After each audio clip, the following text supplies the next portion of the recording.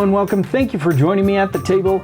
I'm Thomas Dodderwick, and this week I have the pleasure of sitting down with one of the men who are about to be ordained as a permanent deacon for the Diocese of Great Falls-Billings. This time I'm sitting down with Bob Wiesner.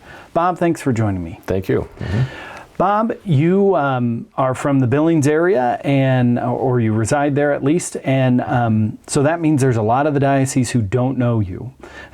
Share a little bit about yourself. Oh, that's going to be rough. Well, I'm originally from Hays, Kansas boy, born and bred there. In that we always keep teasing ourselves that if you stand on a pop can, you can see Texas. It's so flat. But we moved up here. Well, my family moved up here first, and then I came later after I graduated from high school. And I went to work for United Parcel Service. And I was going to make a career of that, but I had other plans. I wanted to do construction so that's what I did. And then after that, I decided to go into a hardware store. And then I went into a cabinet shop. After that, I went into Rocky Mountain Doors. And that's where I've been since '82. And you've got a wife and children. Tell us a little bit about them. I was just about ready to say that. I got a lovely wife of 42 years. She's a farm girl from Miles City. And we had two kids, a boy and a girl. And the boy works for Gallo Wine out in California. And my daughter, she does internet stuff on it. I don't know what she does, but she teaches people. She's a teacher, and then she also helps out like the U.S. Navy and NASA is what she works for too. So she keeps pretty busy. Yeah. Now, you grew up in Hays, you said, and you eventually found your way out to Montana. Has the faith been part of your life the entire way, or has it been something that you've grown into? It's like everything, you start out, I'm a cradle Catholic. My mom and dad made sure I got all the sacraments and made sure we were at Mass every week. And we went to Catholic schools, which that didn't work out too well. I got kicked out of that. Back into public schools. But it was a progression. I mean, when you get to a teenager, you think you know everything. And I think when I started to get back into the Catholic Church is when I married my wife, Mary, because she is a strict Catholic. And she'd be beating me over the head, make sure that, hey, this, yeah, okay, fine. But she was a wonderful influence in my life, and that I could have never done with her. I call her a walking saint in that because she is. She's had miracles in her life and everything else. So I think God was telling me, hey, straighten up your life. Because it was not very nice. It was not very good. I mean, I'm probably the worst pro-called deacon that could ever be in the organization and that, but some way, this way God, is in your heart and he's just telling you to come and you said, no, I want to quit. He just keeps coming at you, and he always finds a way to get you there. So I finally just gave up about a year ago and said, okay, this is what you want me to do, so I'll just finish it out. Talk a little bit about how it is that one has to humble themselves to actually allow God to say, no, come a little closer, do what I want you to do. Yeah. Well, if you don't humble yourself, you got too much pride. Pride is the most deadly sin. I didn't know that until I got into the candidacy. And I never read the Bible. And that, I just sort of faked my way through life. Okay, God, you see this, you see what I'm doing wrong. Hey, I got confession, I can take care of it with confession. But no, there's always a debt on that sin. And that's what I learned through the candidacy. I learned so much that I'm actually reading the Bible, which I never did. So I got a long ways to go to catch up to all the other candidates. They're all theologians, and I'm far from that. But I'm learning. What was it that finally pushed you over the edge to even entertain the candidacy and then now be this close to ordination? I think when I joined the Neo-Catechumenal Way in the church, I was pushed and shoved into that But after about 5 years, we learn so much. We break down the books of the Bible and the Mass, it's a 2-hour Mass and that we do every week. And that is great. That you go through every part of the Mass, you talk about it during Mass, which is good. And for some reason, I think Father Jose had something to do with it. He sort of said, "Do you ever think about being a deacon?" I go, "Heck no, are you joking me?" That changed my life. I'd be sitting there, everybody be looking at me like, "You better not sin or we're going to tell the bishop." Or, I said, I didn't want to get into that situation. Plus I said, in the church, you got 300 people in the church. Everybody has a different personality. How do you take care of that? That's where your humble question comes into it. You have to be humble in that. Don't try to do anything without God, because you'll fail. And I do. There is no question about it. Share a little bit about what the formation process has been. It sounds like that you've really had a metanoia as you've journeyed through this change of heart and mind and really submission to God. Talk about the formation. Well, when you first start out, the devil's working on you. No, you don't want to do this, oh, this is going to cost you this kind of money, oh, no, you got to be out of town, you can't go to the lake, and all this kind of stuff. And it just takes time. You got to give God time, and give him his time, give him his due in that, and let him form in you, and be humble about it, basically, because it's not an easy road. Because there's so much temptation out there in the world. You're going to be missing this, you're going to be missing that, but I haven't missed, and I really don't care if I miss it anymore. That's the biggest thing about it. So it takes time. It's a 4-year program, but this is our last month now, and I go, wait a minute, where did the 4 years go? How fast did this come through? I says, holy cow, I'm not ready. So I have to depend on the Holy Spirit for everything. I always have to pray when I'm doing something, because I'll screw it up. There's no question about it.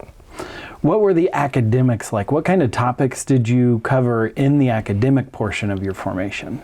You mean like the Notre Dame classes and stuff? I hated them. I really did. In that, because I'd always be fighting with the professors, because they're more secular in that. And I go, well, I don't think Jesus would do that, or Jesus would say that, then after a while, I just gave in. It was my pride, is basically what it was. I just gave in, and that's when I started to learn. When, God willing, in just a few weeks, you're ordained. If the bishop lets me. If the bishop lets you, of course.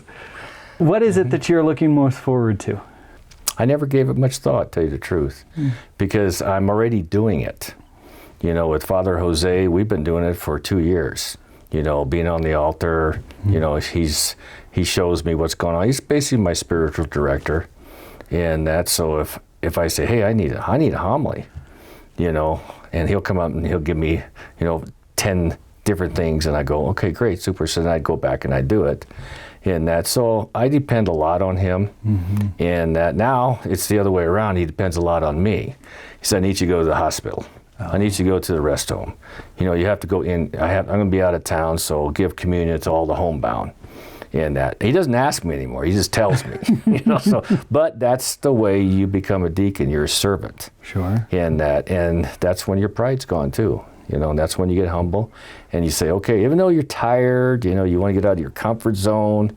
In that, you need to get out of the comfort zone, and you get rewarded so much. It's unbelievable. And how much grace you get is unbelievable. It is clear just from your telling that you've really had a major life change over the last 4 years. Oh, totally. And I'm sure friends and family can see that. What kind of conversations, how are those different with your friends and family now as you are preparing for this step? I know my friends when I go to lunch with them, and we have about, maybe 10 guys, that, 4 of us here, 6 of us here, stuff like that. And we go every day in that. And what it did is it gave me a chance to say, okay, I'm going to do this for God. And I started talking about God. And I can't believe how people are thirsting for it in this. They when the rest of them get up and leave, one would stick around and say, okay, I need to talk to you about this. I go, well, now, I'm no theologian, but, I'll try to help you as much as I can, but don't expect much from me, but, we need to pray. Yeah. And then we can start talking about it. I mean, we're talking millionaires, that are thirsting for it, because they got everything they ever needed in that, but they don't have God. Now they're talking about it. And the cussing is gone now. Nobody cusses anymore. In that, because you can do it if it doesn't make any difference. Just because I'm here, but so it does change people's lives in that. And you think you're going to lose your friends and everything else. Well, the ones that you lose, you didn't want them anyway, but you still need to pray for them. Sure. And you need to plant a seed to see if they'll come back. So it's give and take, but it's the earth. Who cares about this anymore? And that's one thing I do remember. Why do we worry about the earth? Everlasting life is where we need to be. And that's the only place we need to be, because you live forever there. You don't live too much here, that's for sure. And you suffer a lot here too. As we're getting this close to your ordination date, is there anything you're still kind of unsure about, a little antsy about? Because I think sometimes people think, well, men who get ordained or women who enter the convent, they just know for sure and they just have no fear and they're just going into it.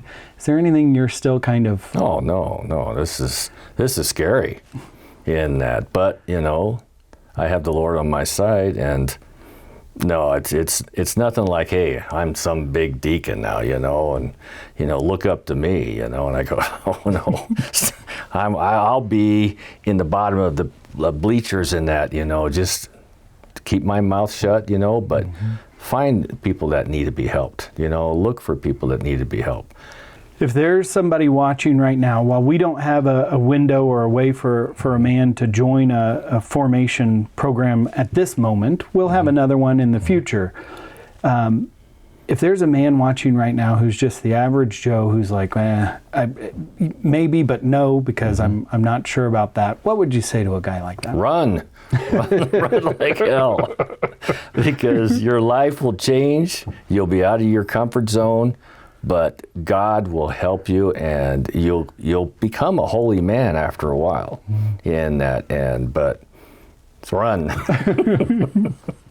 No, it's probably the best thing that ever happened in my life. In that, because what do you say when you pray and then you get into praying, and then other people see that, be an example. In that, but I'm not going to be no Billy Graham or nothing like that. I'll tell you that, not even close. So don't think that you have to be smart, because I ain't. I can't spell. My writing, you can't read it, so I have to type it out. In that, I don't type well either. So then my daughter puts in one of these microphones on the computer so I can talk into it. Sure. In that, but. You don't have to be a scholar. You don't have to be an educated person, because I barely made it through high school in that. But the Holy Spirit is the one that gets me through. He puts the thoughts in my hands.